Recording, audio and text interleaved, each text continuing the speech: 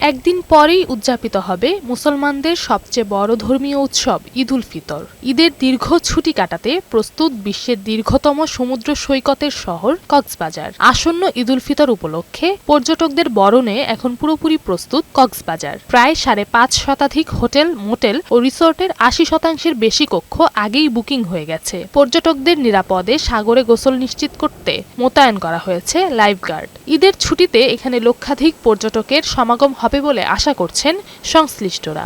আশা করছি rest of the days যেগুলো আছে এগুলোতে ভালো কিছু রেসপন্স আমরা পাবো। আশা করতেছি ঈদের পরে ব্যবসা হবে ইনশাল্লাহ। আমরা তারপরেও প্রস্তুতি নিতেছি আর কি। আমরা হাজার হাজার পর্যটকদের সেফটির জন্যই আমরা এখানে নিয়োজিত রয়েছে। পর্যটকদের নিরাপত্তা নিশ্চিত করতে কাজ করবে ট্যুরিস্ট পুলিশ, জেলা পুলিশ এবং সাদা পোশাকে আইন শৃঙ্খলা বাহিনী। অতিরিক্ত ভাড়া বা হয়রানি ঠেকাতে মাঠে থাকবে ভ্রাম্যমাণ আদালত, বলছেন ট্যুরিস্ট পুলিশের এই কর্মকর্তা।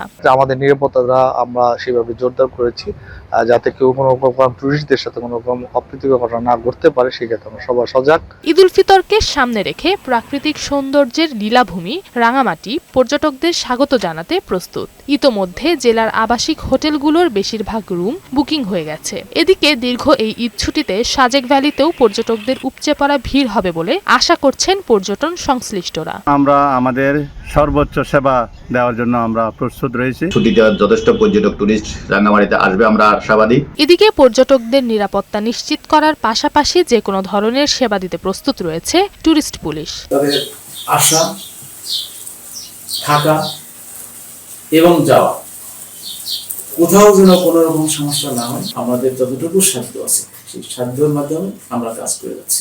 পর্যটক বরণে প্রস্তুত পর্যটন নগরী বান্দরবানও। টানা বন্ধ থাকায় এবার ঈদে প্রচুর পর্যটকের সমাগম ঘটবে পর্যটন নগরী বান্দরবানে। তাই ঈদের টানা ছুটিকে সামনে রেখে জেলার হোটেল, মোটেল ও রিসোর্টগুলোতে চলছে শেষ মুহূর্তের ব্যস্ততা। পবিত্র ঈদ উল ফিতর উপলক্ষে আমরা আমাদের হোটেল, মোটেলগুলা নতুন করে সাজাচ্ছি।